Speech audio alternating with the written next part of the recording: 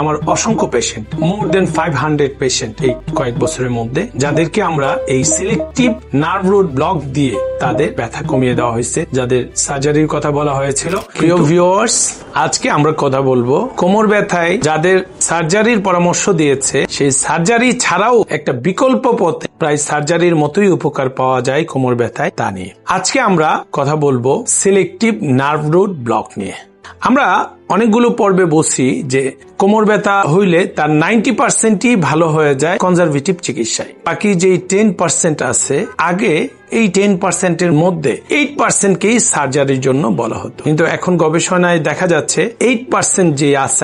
8 জনের মধ্যে 6 জন সার্জারি ছাড়াই ভালো হয়ে যায়। নিশ্চয়ই আপনারা চাবেন যে সার্জারি ছাড়া কোমর ব্যথা ভালো হওয়ার সেই বিষয়টা কি, সেটা হচ্ছে ডিস্ক বাল্জের জন্য যাদের কোমর ব্যথা হয় সেই ডিস্কের বাল্জটাকে কমানোর জন্য আমেরিকান যে স্পাইন সোসাইটি আছে, যেটাকে নার্স বলি, নার্সের রিকমেন্ডেশন আছে এইসব ক্ষেত্রে যাদের স্পাইনাল কর্ড ডিস্কের বাল্জের জন্য হয়েছে, এই বাল্জের মধ্যে সিলেক্টিভলি যদি আমরা ব্লক করে দেই, নার্ভের যে ডোরা আছে, নার্ভের যে কাভারিংটা আছে, সেখানে যদি আমরা